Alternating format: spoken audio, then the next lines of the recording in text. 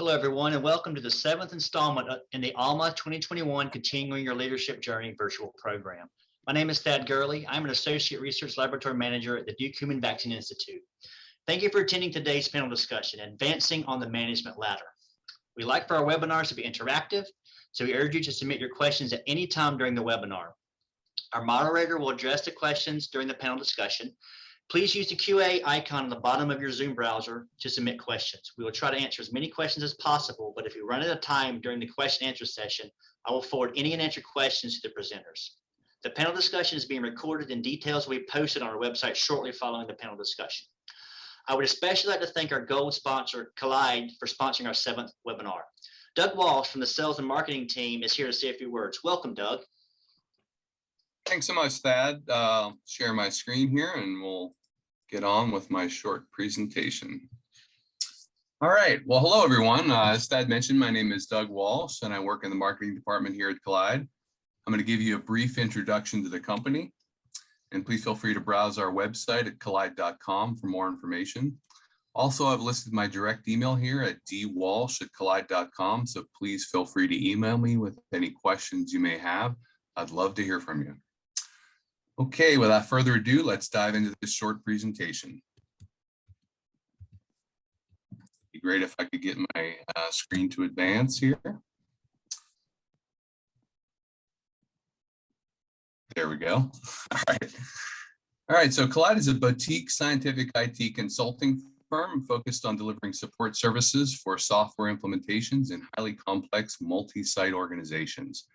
We were founded in 2014. We're headquartered in Cambridge, Massachusetts, and our staff is very scientifically oriented. In fact, over half of us hold advanced scientific degrees, and many have actually worked and managed departments in the pharmaceutical industry.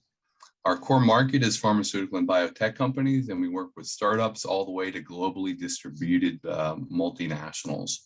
We've also done work for software vendors, NGOs, and a variety of other companies in various sectors. Collide brings an integrated approach to business and digital transformation. Our services are listed here in the spiral graphic on the right. As you can see, we offer a wide range of services, and really business analysis is where we like to start with our clients.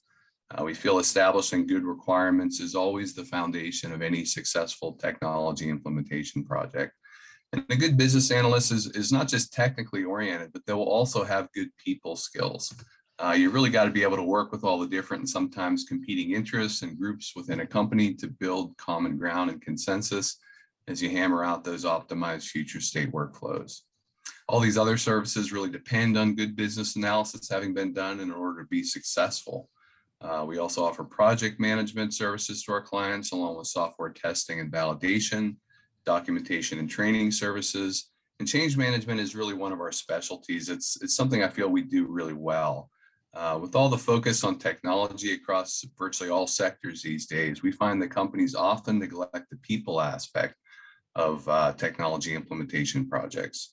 The reality is that there's really no technology project is going to be successful in delivering business value if nobody ends up using it, or if the users were never consulted on the workflows and got the opportunity to sign off on the final build through user acceptance testing.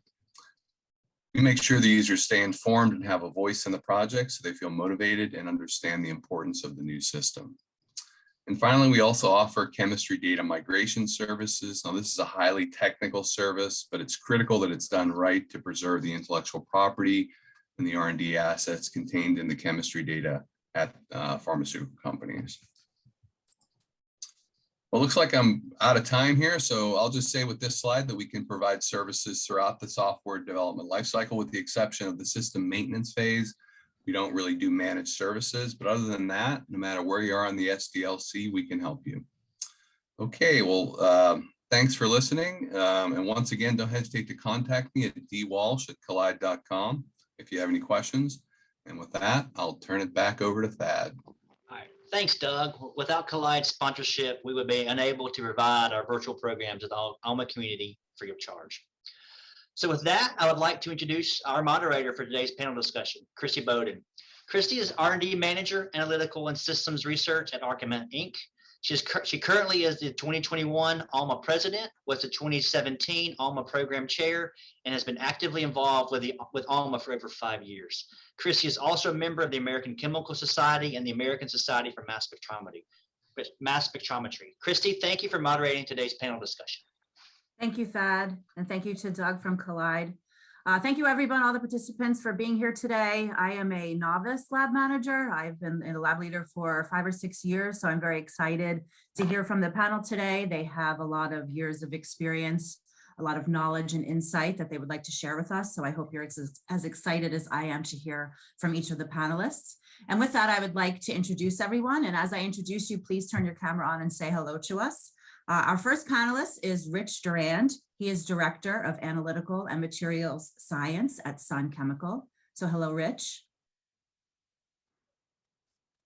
Next, we have Lynne Garone. Lynne is the Associate Vice President for Corporate Learning and Social Responsibility at E-Ink Incorporated. And before that, she was the Associate Vice President for Analytical Technologies. So welcome, Lynne. Thank you. Glad to be here. Next, we have Kerri Mack. Kerri Mack is Head of Profession of Laboratory Managers at the United Kingdom Ministry of Defense. So welcome, Kerri, from across the pond. Thank you very much for having me. It's great to be here. Next, we have Rebekah Rosas. Rebekah is the Vice President of Strategic Planning at Texmark Chemicals in Texas. So hello, Rebekah. Hello. And last but not least, we have John Sadowski, who is the Executive Director of ALMA. And before that, John was the Director of Enabling Technologies at Air Products and Chemicals in Allentown. So hello, John. So I'd like to first start out. Sometimes I'm hearing personal experiences from people in this situation. Learning about how you've got to the position where you are now along the leadership ladder is really important. So Rich, I'd like to ask you, tell me about your journey to where you are today. How is it that you were able to progress to your director position that you're currently at now? Okay. Hello, everyone. I'm glad to be able to share with you because it wasn't planned. That's the most important lesson. Some things you may aspire to, but you don't plan how you get there. And if you do plan, you got to know what are the things that people are looking at that could impact you getting there.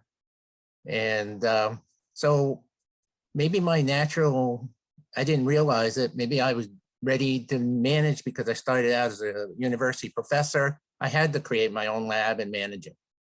But when I went into industry, I went to product development. So I was on the lab level and I wasn't seeking this feature, but I'll tell you one thing that hit me as I was going along is getting involved in a lot of different things and wanting to get to the goal, because sometimes people maybe not want to get to the goal. They kind of want to get there, but they want to get there on their term. I remember I asked, another director said, asked me a question one time, Rich, why do you get all the crappy projects? And I was kind of taken aback by that, but I understood what she was asking. I got projects that were challenging and nobody else wanted. And it's because I didn't react to it and I just went along. I wasn't even thinking of it that way. That was a problem. So I think that's one of the things you have to go, and people saw that I could do things and then they asked me to do more things, and it was usually outside of my comfort zone, but I didn't worry about it because I learned. And the only other thing I'll mention right now is certainly I'm changing up things when I'm working with a lot of other people, and you have to learn, understand yourself and understand how you're going to listen to them, because I'm leading them, but I'm not managing them per se. That's an important feature. Mm-hmm. So that's how I would look at it overall, Christy, in the thumbnail. And John, what about you? Tell me about your development of your career to become, director of departments, where you were, and then now to be executive director of ALMA. Tell me about how you got to the positions that you achieved. Well, I started at Air Products as a product development chemist. And I was fortunate, after about a first year, I developed a new product. And I had the opportunity to take it to the pilot plant and then scale it up at our plant in Calvert City, Kentucky. So I show up at the plant in Calvert City, and they tell me, the operators tell me, we'll go back to your room. We'll call you when we're ready. So they call me at 2 o'clock in the morning to say it's time to go. And so we had made this product before, and the biggest scale was 15-gallon reactor. And we were now going to make it at 10,000 gallons. So I get to the plant at about 2:15, and I ask, well, where's the engineer? Well, he's sleeping. So it was us. So, you know, we went ahead, we scaled up the product, it worked. And then shortly after that scale up, I had an opportunity to try something very different, kind of similar to Rich's story. So I went, took a lateral move, and I became a process chemist. So my job there was to scale up new products, to make process modifications. And that really launched my career. At that point, again, having done 2 very different assignments, I was given the opportunity to manage a small group, and things just kept developing from there.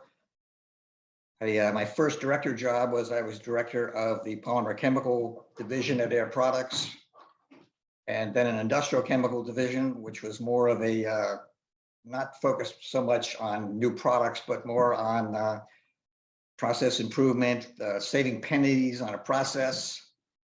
And so it was obvious, or what, I guess it wasn't obvious, but I showed that I can do some multiple things, very diverse things, then became director of in a corporate function.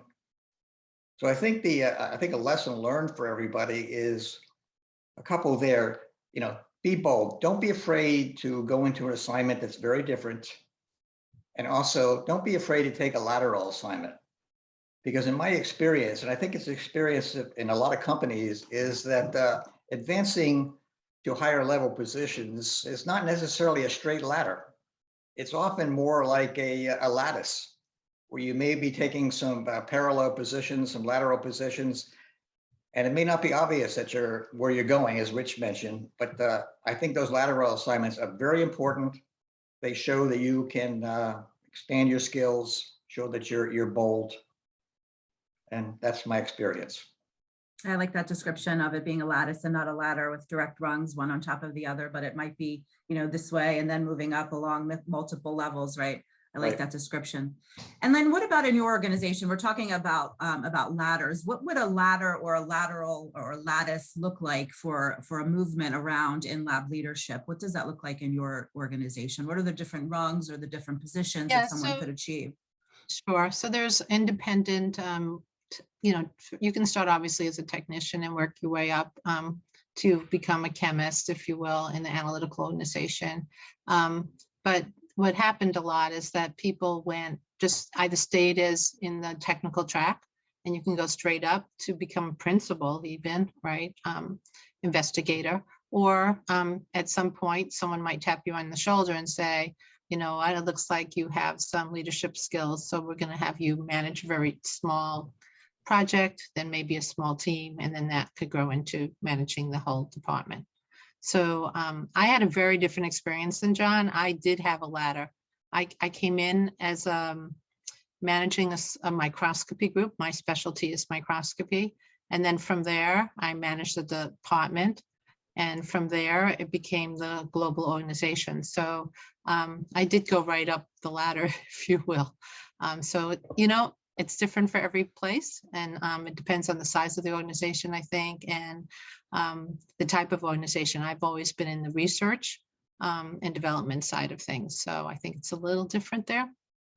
But and then this is a nice transition to Kerri. Kerri, working for, you know, the Ministry of Defense, which is a government organization. Tell me about the ladder or the structure and those types of organizations and how you've managed to move within that area. Thank you. That's an interesting question, actually. I think it's the difference between one's level and one's role. So in our organization, we have 9 levels, and you can work your way up. And most laboratory managers are anywhere between levels 3 and 5 of the 9. Once you move into the leadership roles, you're around level 6, strategic management, level 7, and directorship up towards level 9. But there are numerous roles within those different levels. And as John was saying, you can move up with the laboratory management. We can move up to about level 5, and then you have to move into some form of leadership role, be it in laboratory management or just somewhere else in the organization. And then to move beyond that, you need to show you those strategic skills. So you need to take roles which are strategic, which usually in our organization means a lateral move, as John was saying, but then you can move back once you've established yourself at that particular level. So it's balancing the level that you're at with the role you're in. Very interesting insight. And you guys are setting up my questions for the next set of questions. So you're talking about, go ahead, John, sorry. I'd like to make a comment on that. That is that no matter what your level, what your position is, being a manager, being a leader is not just a block on the, or a box on the org chart. It's That's right. I think we all need to consider it. It's a responsibility. It's an obligation that you're going to help people excel to the best of their ability, and you're going to make an impact for your overall organization. So irregardless of what level you are, I think recognize that you have a responsibility and you have an obligation. That's a very good point. Good point. That's great. And Rebekah, tell me about your position as Vice President of Strategic Planning. How did you get to that position? And what would you say is some of the more rewarding parts of your position and more the challenging parts of your position? Well, I started off as a senior research chemist working in a process in a support organization, and like John, I made a lateral into process optimization chemist. One of the things that chemists these days, and generally, the concept of staying with one company from cradle to grave has vanished in our workplace now. So I left one company, went to another company, went into production, and that was led me into other opportunities. So when I joined Texmark in 2000, I started as a senior research chemist. And one of the things to look out for is that sometimes opportunities come in the strangest ways. The gentleman who was the manager for the tech center unexpectedly retired, and all of a sudden I'm manager. And so I'm managing the tech center, running also now R&D. So I rose up to R&D manager tech center. In 2009, I became vice president of quality, a position I held until 2018 when they asked me about strategic planning. And the reason I came into strategic planning was attention to detail and the fact that I knew a great deal about the plant and how it works. So I was able to do enterprise resource planning and resource planning for the production units and for sales as well. As a matter of fact, I'm finishing up my stint in customer service. So I was handling customers as well as doing the production planning there. So it has, the takeaways here are no knowledge is ever wasted. Always continue to learn no matter where you're at. And as being a leader is training people to follow you or to go on to new and bigger positions is also a stripe on your shoulder. That's a good thing. People tend to get threatened by people that are coming up and maybe they could take your job. Don't let that bother you. If they can take your job, that frees you up to go into new and other places. So when I came into my position in 2018, it was my knowledge of the plant through production and working with production and doing process optimization and process technology transfers.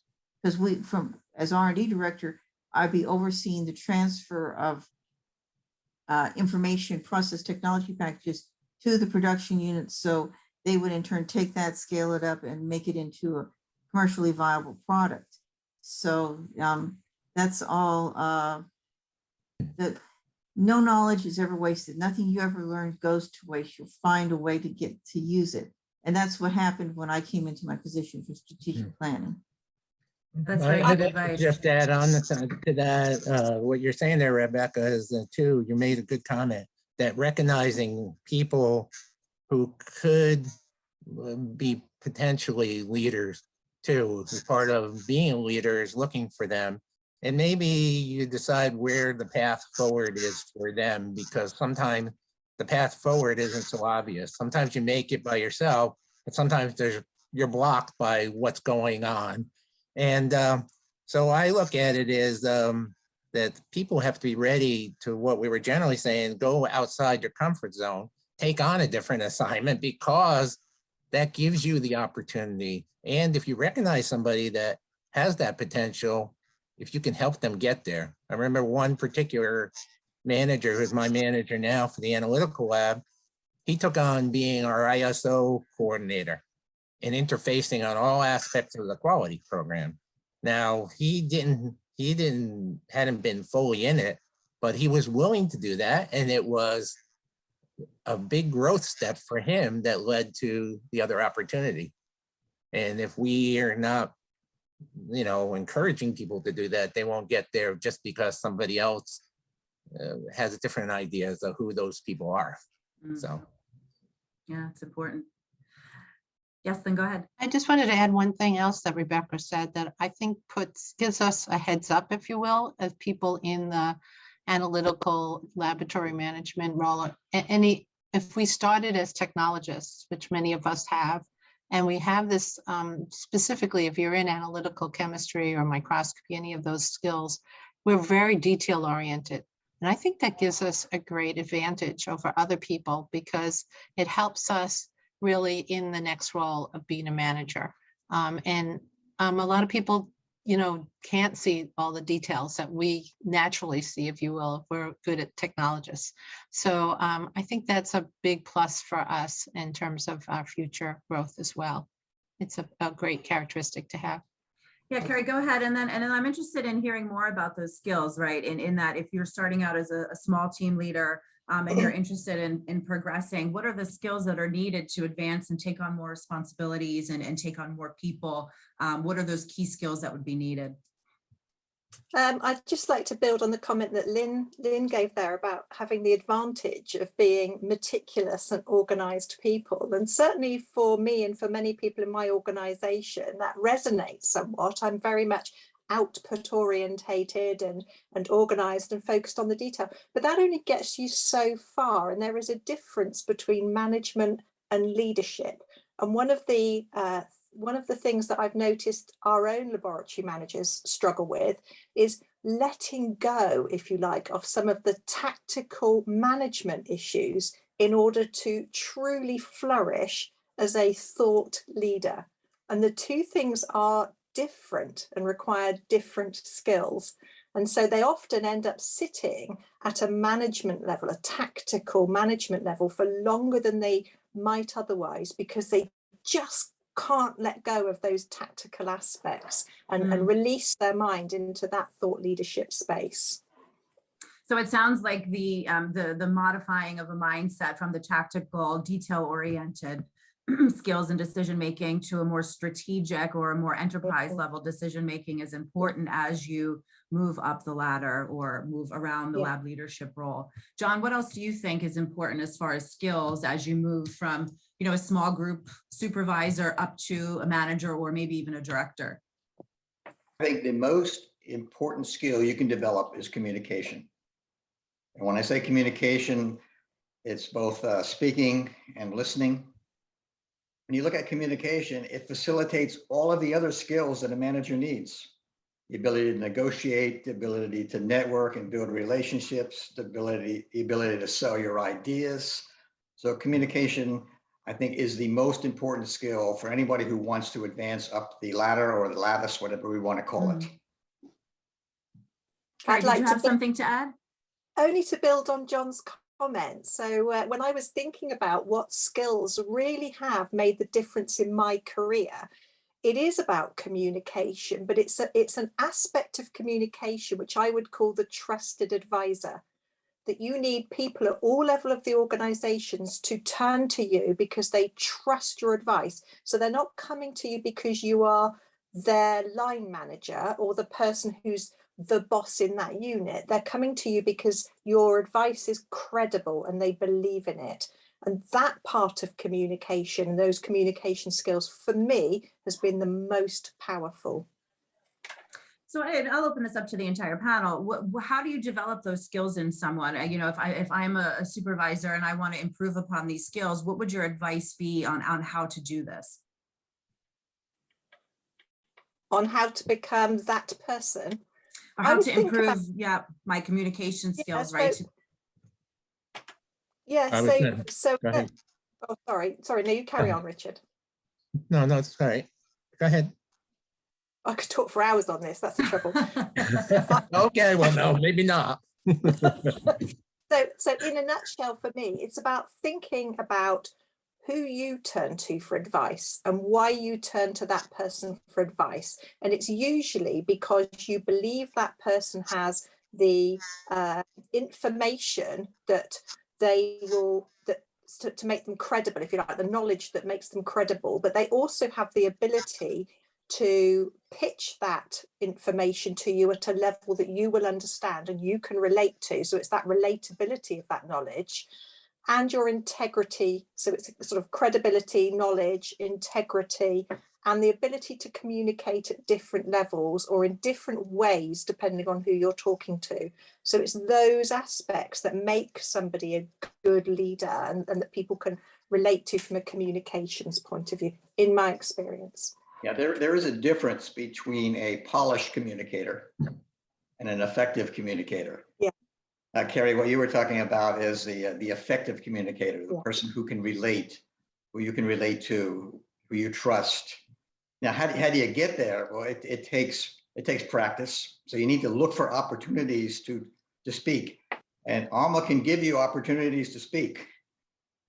So maybe that's something we should talk about later. But there are plenty of opportunities in ALMA to speak. And then when you have those opportunities to speak, seek feedback. And equally important is the discipline to listen. You know, listen more than you speak. And before you speak, listen. And you know, maybe your organization has I spent several years with Toastmasters, and I found that to be a very effective way of learning how to speak, both speeches that you plan plus impromptu speaking.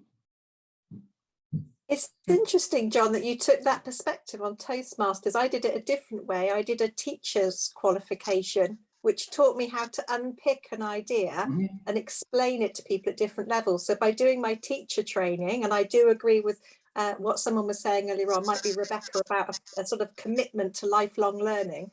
But that for me was an absolute godsend, because it taught me how to unpick a concept and pitch it to different levels so that people could engage with it. So I'm all for lifelong learning. Actually, that was essentially the kind of the same point I was going to make too, in the sense that communication has to come with, in my case, I was doing a lot of things where I probably had more knowledge and a different insight and a different level to some of the things I was working with. However, that's not going to assure any success for me. And because, like, we were talking credibility and everything, but also being able to talk to different levels of people about a sophisticated idea that's maybe beyond them, but you are vested in the idea because you know it's going to be successful technically. So the challenge is how you get it to go forward. Same thing happens when you're leading a team. I don't get to exercise my there's much technical things. I'm dealing with a lot of other things a lot of time. But if I have that, I have to have built the relationship within the team so that they are going to take what I'm saying, not to just do it because I'm the boss. I've heard that before. Oh, we're going to do that because you're the boss. No, that's not what we're talking about. I can contribute just like you contribute. And we got to develop that relationship so that we see it that way as we're going along.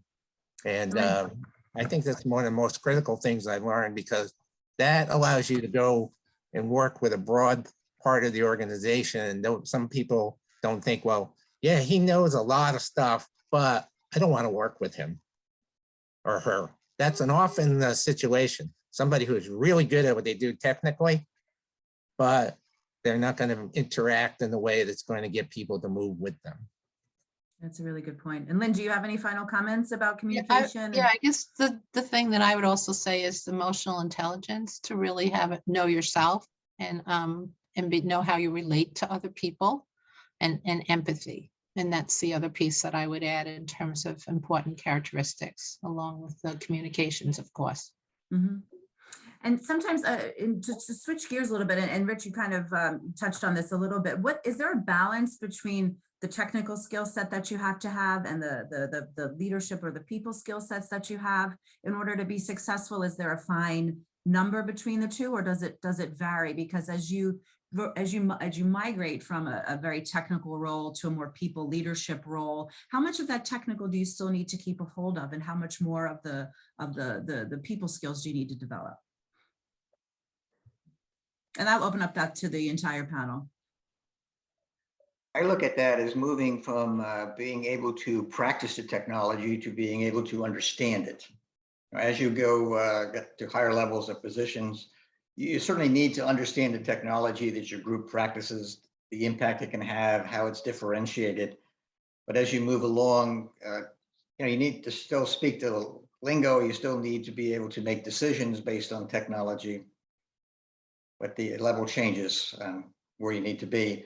I think the most difficult job is the person who has that combination of managing a small group of people plus being an individual contributor at the same time. So if you have that job, kudos to you. That's a tough one. Well, that's actually a stepping stone sometime to the next level too. So something like a project lead, maybe it's you get that, or a program lead or something, but you're not in charge of a full team. And so you have to do your personal contributions, but you're kind of still honing leadership skills in there. So that is another place where you kind of lead a path that leads you to the next level too. Truth and power is a tough concept that most managers don't get trained on. If you're managing subordinates, one thing there that's important is trust. A lot of times you're at the other end of a phone call in the middle of the night, something's gone awry in production, and you have to rely on the person at the other end of the phone to be your eyes and ears and rely on their intelligence. And that's something that you have to practice and develop, because when they can give you, when you have confidence in them, they have confidence in you to take that information and make the right decision. Now, as John pointed out, the other side of the coin is if you're dealing with your higher ups, like sitting in, like when as R&D manager, tech center manager, I manage them, but I also sat as part of the management team. So you're dealing with budgets, personnel, talking through, what projects are. And in times you're dealing with sales, you're dealing with operations, and you're also dealing with finance. So it's not always going to be about the technical side. So it's important that whatever you're able to communicate, you're able to communicate factually and concisely. The message is clear. And a lot of times you may have to say, truth to power in order to understand them. And that's where the respect for the individual comes in. From my perspective, because you asked about the balance of technical to management skills as you progress, it's remembering at all times where you are in the organization. So if I'm at a level and I want to pitch that I'm ready for the next level, I have to think about whether my impact is at that level that I'm pitching to go to, if that makes sense. So that when you talked about balance of technical or management, for me, it's more about, do I want to demonstrate that my impact is at the next level? So I may be still technical or I may still be management, but I'm showing that extra layer of strategic thinking, if that makes sense. Yeah, that makes total sense. Yes. And I want to encourage the panelists. Remember, we have the Q&A box at the bottom so that you can ask your questions for the panelists. I'll reiterate them, or I'll ask the panelists your questions so we can get an answer toward the end. So just please use that Q&A box at the bottom of your screen. So Kerri, to build upon that, what would your advice be for how to demonstrate that if you're looking to that next level, right? And you're maybe looking to, acquire more groups to lead, or maybe you're wanting to lead a department or lead another area where you might not have the technical expertise. How do you show that you're able to do that next level job? Gosh, I think that it's really about focusing very much on where you're trying to get to, if that makes sense. Holding up that mirror and assessing yourself as to where you're at, and then working out what do I need to pitch and to whom to demonstrate that level. So it's not about any one particular skill, it's about who's going to receive this information and how are they going to assess me based on that information. I'm not sure if that entirely answered your question. No, that did. Does anyone else have any insight into that?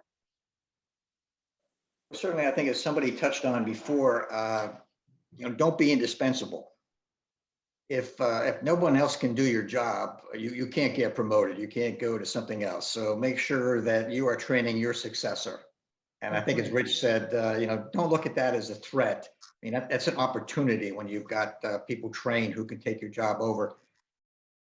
Also, make sure your management is aware of your goals. Don't just have goals that you keep in your desk drawer and take out periodically and look at, okay, that's my goal. No, make sure your management's aware.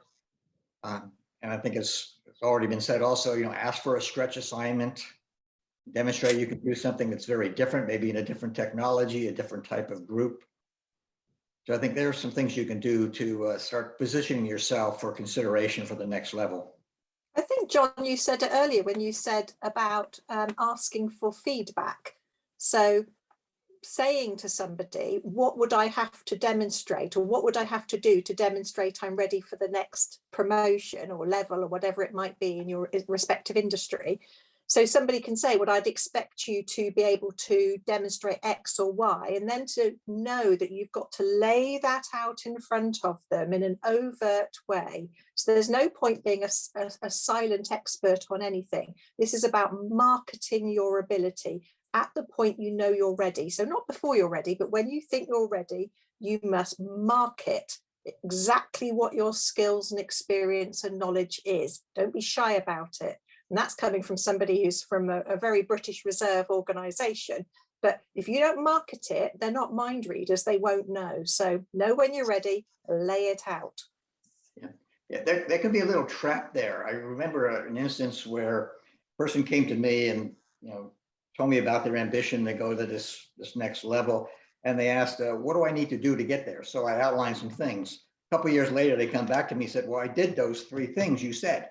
Okay, do I get promoted now? Well, no, we don't have that job available, which could lead to a next question. Yes, it would lead to a next question, John. Thank you for that segue. So what if there isn't an immediate position available? Let's say there isn't a vacancy, or the position that you're interested in doesn't really exist. How do you develop the skills, and how do you advance with those limitations in place?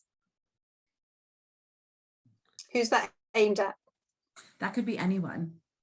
Lynn, let's hear from you. Oh, well, I would take that question only because of the role that I'm in. I would say make one.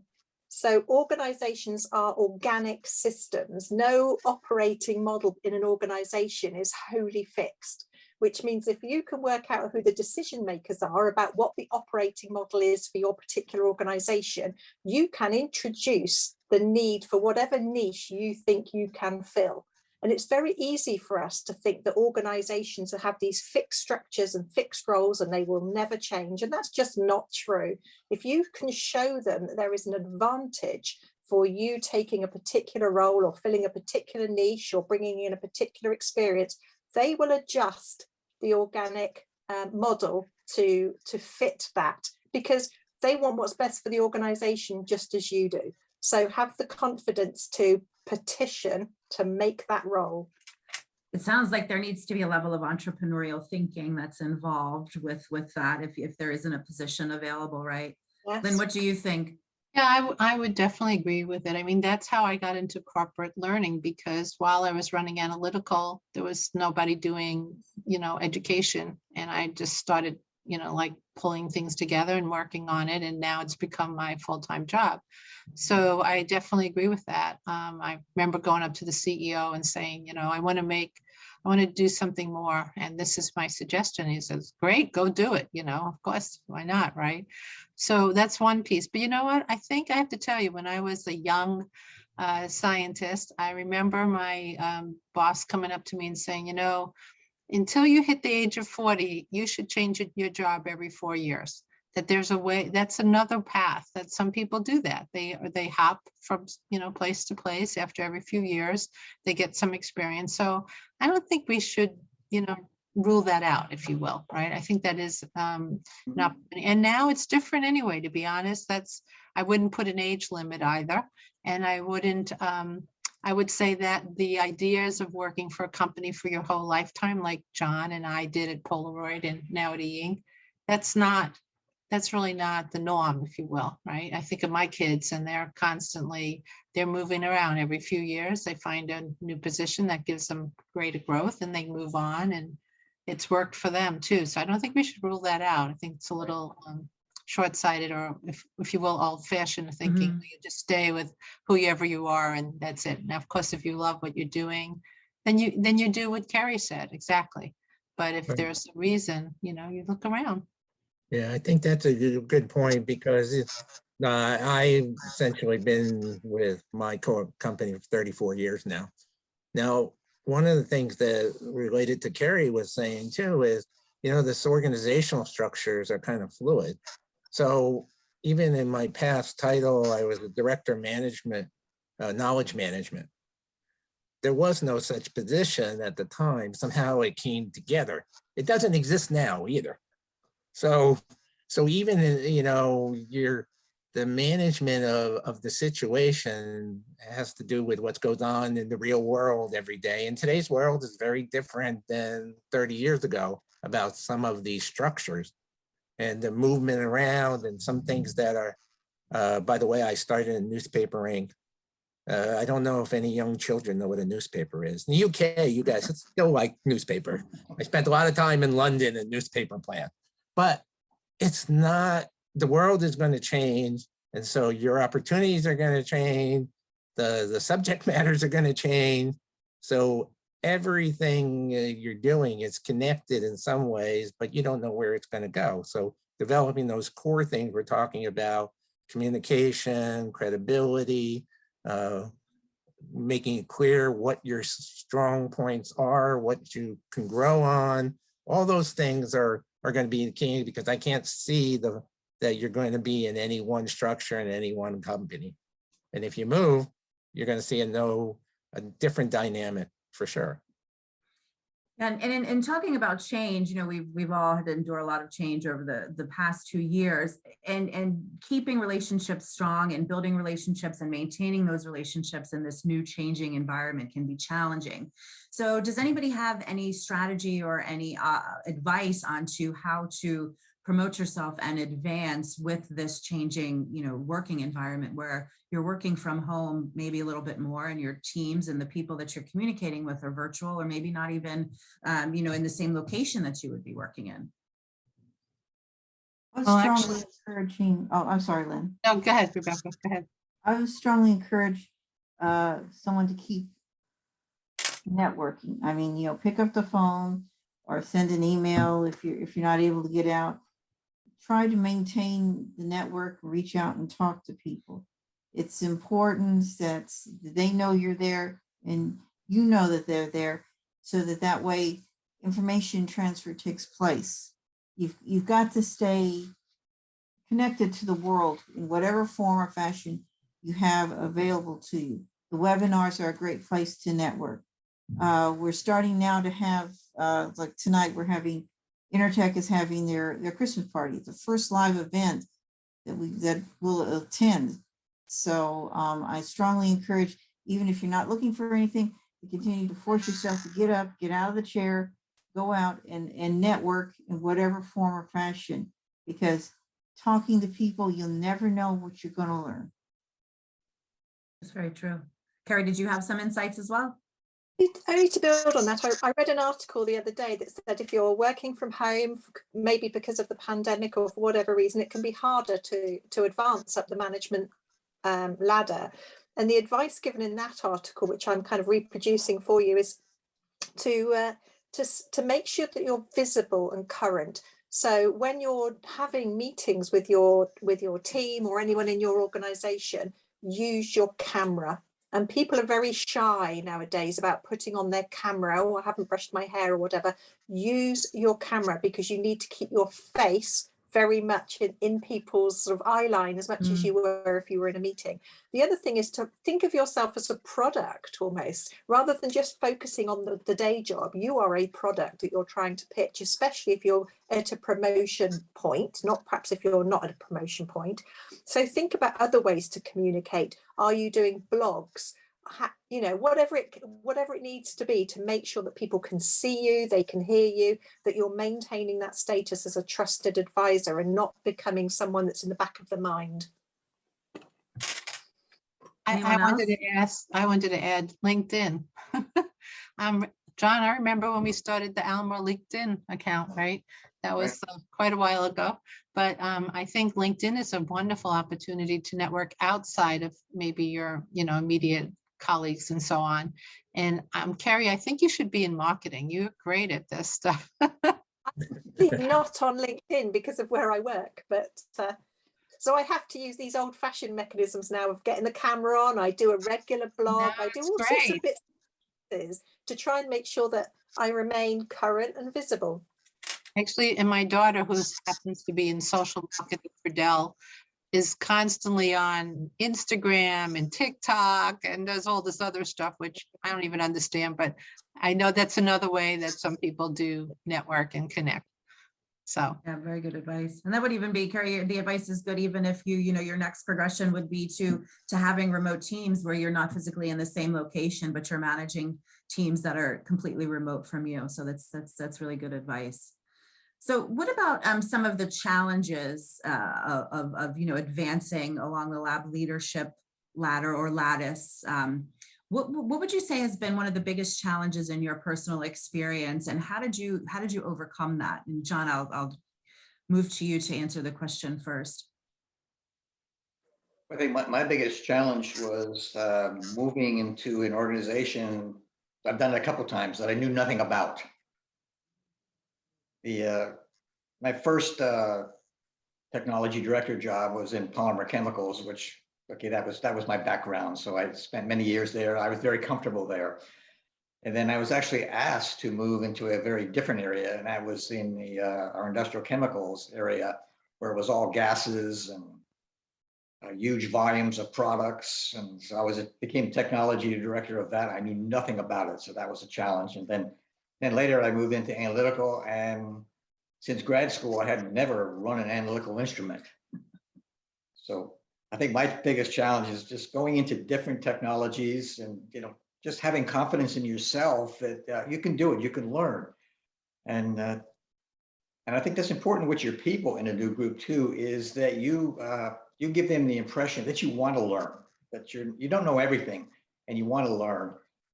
And that goes a long way in developing trust with people, that you're not looked at as okay, here's the next know-it-all who's coming. But, so would you say that that's important to establishing your credibility when you're taking on more leadership roles, when you're not experienced in the technology, to show your willingness and openness to learn? Or, is establishing a credibility important? And then how would you do that? Oh, certainly it's important. Well, again, just showing that you're willing to learn, sit down with the people who are the experts and, pick their brains. And, you'll find that they love to be able to talk about what they're doing. So spend that time with people, understanding what they're doing, learning some of the new technologies. And you don't have to become the expert, but learn it. Yeah, I think that's a good comment, John. One of my big challenges sometimes is because I got these crappy projects sometimes, which people didn't value sometimes. I would be getting into something that I would end up being the guru. And it's a bad thing to be the guru sometimes, because you're kind of, I was trying to accomplish a goal. It was one of our biggest companies, customers went to Six Sigma. We had no Six Sigma expertise. So here it is, I'm learning. And the reason I got this job was because nobody wanted to work with the key engineer at our customer. Somehow they said, I'm going to be able to do it. And so that challenge was, okay, I got to where we wanted to go and we did all the things. I learned a lot, it grew me a lot. However, then on the backside, I had to start becoming the guru of Six Sigma, and I didn't want to do that. That's not, I wanted to keep going to something else. Yeah, adding something else, I think a challenge that a lot of managers face are, one, dealing with employees who are just underperforming. And how do you deal with that? Second is creating change. When you're trying to change an organization, it can be a really tough job. But one example there, when I was director of our analytical group, we were moving from an allocated cost where our clients, internal clients, would just use our services. They didn't have to pay for it. And we were moving to a charge out where we would have to charge out by the hour.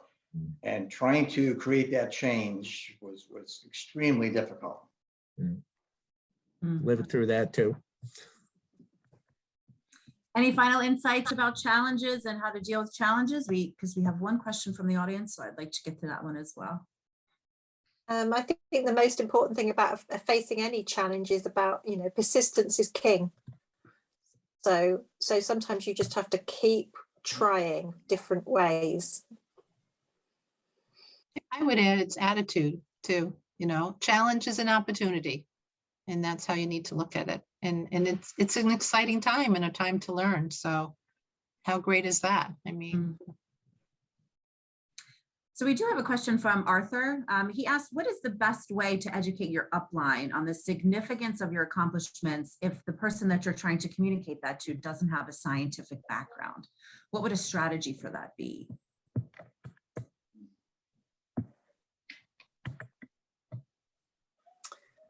Well, I would lean into my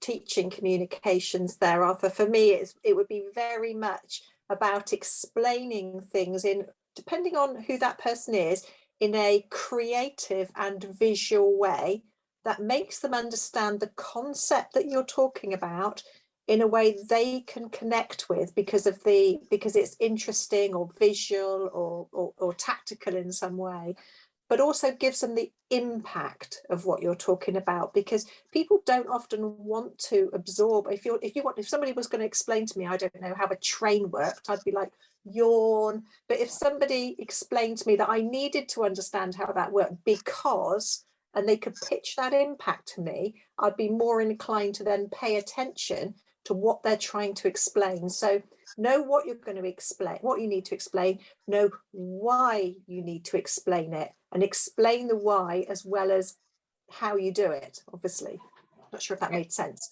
And yeah, and I would also add, to make it so it's important to that individual. Like why, yes. Like what's for them?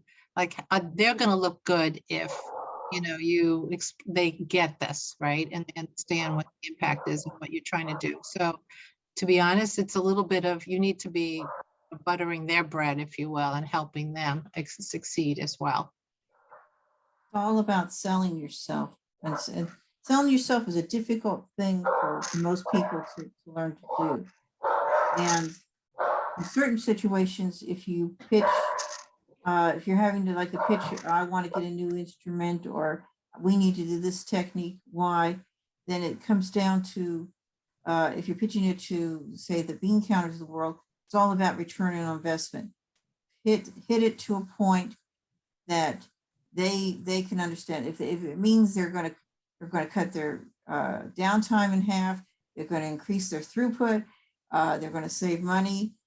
If you can hit any of those points to somebody who's not necessarily technically oriented, and they can appreciate the technology doing these things for them, that's a possibility. Yeah, always sell the benefit. You got to know the who your audience is and how they're going to receive what you're saying. Because even talking to production, I can tell them about a lot of technical situations, but that's not their world, the world they live in. So whatever the world, the people you're talking to, you have to that's where you kind of build your broad skills of understanding all these different worlds, because that's how you're going to send too. Because you understand the world, you can communicate in that different world, and you don't have to just be in your comfort zone from the past of technical features and then bring it to life. It's the same process you would use to talk to. I always found that I was always wanted to talk to children about science. Well, and I do things that they could relate to if I say it the right way and if I communicate with them, and because they're understanding in their world. So it's the same thing with executives, the president and CEO, he has concerns that are different. So if I go off over here on all these intricacies that are not going to kind of be where the core points that he'll resonate with him, I'm not going to make a lot of progress. So it's awareness. So Rich, are you saying CEOs are children? And I have one last question. I didn't want to say that. And I have one last question from Trish. She is a lab manager, excuse me, in an academic setting. How can she move up in an academic setting as a lab manager? What advice would you give to Trish? I'd interface with the researchers, because the researchers are the ones in the organization that have the money. And they're the ones that are going to be moving up and building organizations within the university setting. So being a lab manager, saying in a stockroom supply place, or being to say running an instrument laboratory for I forget that's the term. I've been out of academic, but it's like the principal, if you will.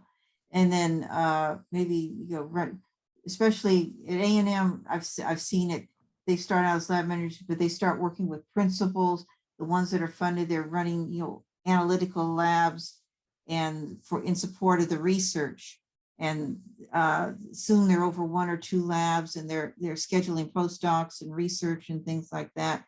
It's getting involved with I think the research arm of the university is one place I would start. And we actually have a lab manager in an academic institution on the call with us today. So Thad, let's hear from you.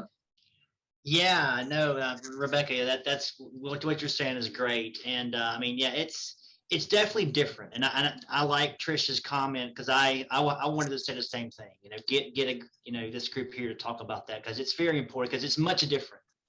And, you talk about the investigator, the principal investigator, they're the boss, and they're the CEO, they're everything. And, they're the one bringing in the money. But yeah, I've found that I've been able to kind of carve out a niche in his lab. And also, I manage our biorepository processing lab. So I think you've got to, and I wrote some notes here. I think, I think Lynne wrote this: a challenge is an opportunity. And I think, I kind of took that to heart with, about 5-6 years ago, that, I wanted some more challenges, and my boss was able to give me some challenges. And I kind of moved up in the management structure of the laboratory. So it's possible, but it's difficult. And it's the size of the lab that matters as well. Our lab has grown. We have about 20 people now.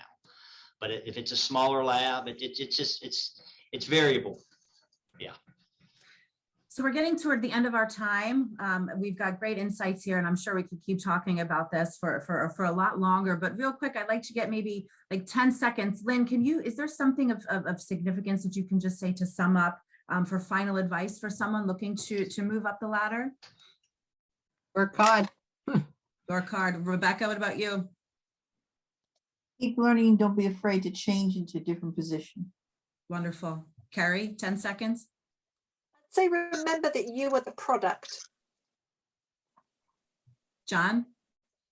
Well, if you don't get to be CEO and that was your goal, you haven't failed. I think you need to look at that. If you were a manager, no matter what the level, and you created impact with the people in your group, you created impact with your business. At the same time, you have a balance of a happy personal life and family life, you are a success. Rich?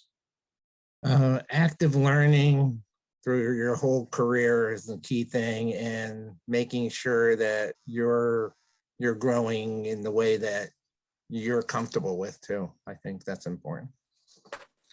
Very good insight. And I know that I've learned a lot. So thank you to all, and thank you to the attendees for taking your time to listen to everyone speak. I hope that you've learned more. And with that, I will turn it back over to Thad for some final comments. Thank you, everyone. Yeah, thanks, Christy. Thanks to the panel. I mean, yeah, I wish we could keep this going 30 more minutes, maybe an hour. This has been really, really nice. So on behalf of ALMA, we'd like to thank Christy for moderating today's panel discussion, as well as the panelists, John Sadowski, Rebekah Rosas, Kerri Mack, Lynne Garone, and Richard Durand. And also thanks again to Collide for sponsoring today's panel discussion.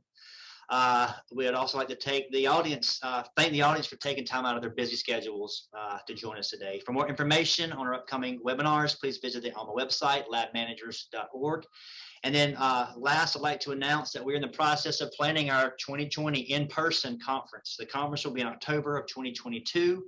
More details and location and exact dates will be announced in early 2022. We look forward to seeing you there. Thank you and enjoy the rest of your day.